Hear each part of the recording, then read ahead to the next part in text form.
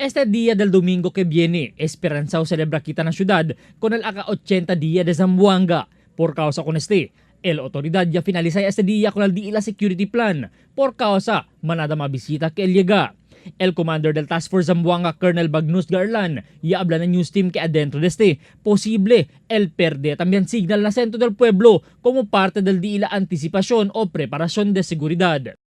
How about your signal? Mawawala mo ng signal on Sunday? Definitely.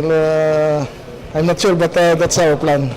Asigun pa con ele, parte del DILA mejora sa seguridad el implementa con el no backpack policy, hoodie jackets y bull caps si andaman ng actividades del aka-80 años del Dia de Zamboanga. Advice that they will not carry along with them their backpacks. They just wear t-shirts, no jackets, and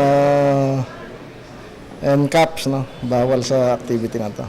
And also yung mga motor, hindi sila pwede doon sa vicinity. Asigun con ele cuantos mga kalye el prohibido usa como parking space. Mas que también asigun sila afretado na seguridad por causa este domingo el llega el Chief PNP, Police Director General Ronald Bato de la Rosa, que huésped de honor na turnover del nuevo opisina del Zamboanga City Police Office na atras lang del City Hall. Base na kalendaryo del actividades del gobierno lokal, el Cheniquita el Civic Military Parade, Music Run Volution, Fun Run, Drum and Lyre Competition, y el otros pa, principiando este mañana Día del Sábado. Albert Luna, Dateline Zamboanga.